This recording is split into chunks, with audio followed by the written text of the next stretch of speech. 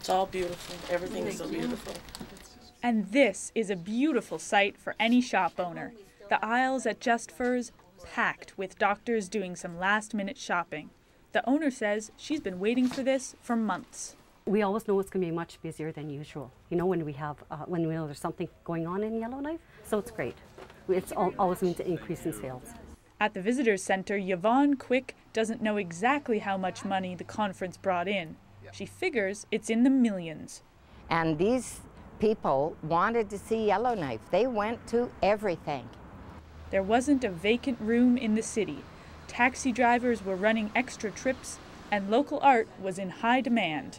Well, I'm flying out at 5, so yes, I'm just trying to, in my mind, make a decision between a couple of different carvings. While this doctor checked out galleries and restaurants, some of his friends were a little more adventurous. They flew out in one of the planes and also had a tour, but went fishing, caught some wonderful lake trout. And that taste for the outdoors has made this an exceptional season for Greg Robertson.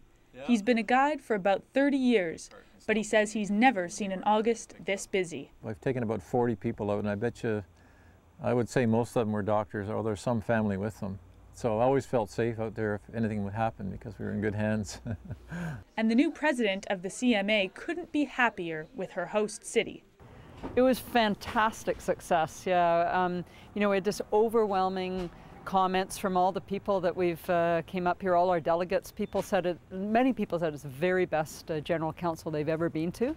And some are hoping the exposure will have a spin-off effect on medicine too, by making it easier to recruit new doctors. Julia Sisler, CBC News, Yellowknife.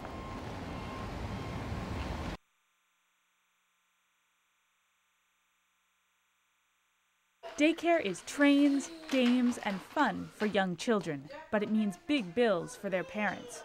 Here, it's almost $1,000 per month for a child under 2. This dad has never applied for a child care subsidy, but he says he could use some help, especially with another baby on the way. It costs a lot, and it's a lot to have to factor in for a household per month. It's a lot of money that we could use in other ways as a family. The child care subsidy had not increased since the late 90s, but the cost of care has gone up significantly. The GNWT looked at the average cost of daycare now across the territory and decided it was time for an increase. Hopefully it will go a longer way to meeting the costs of their actual child care and will be an assistance to, in particular, those parents with lower incomes who are struggling to meet those all of those payments. For eligible parents with babies under a year old in licensed daycares, the benefit will go up from $28 to $42 a day. But that won't help parents who make slightly too much money to qualify, but still struggle to make ends meet. I know of a few people that have tried to apply for it, but they had no luck. Carol Henderson works here. She says some families can't prove their need is greater than their income, and they fall through the cracks. I just know of one mother, a mother of 4, who on paper, she makes too much money.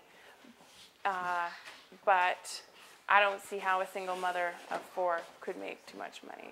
The problem is there's no set income cutoff. The government looks at both salary and family expenses before deciding who's eligible. The GNWT is encouraging parents to apply. Julia Sisler, CBC News, Yellowknife.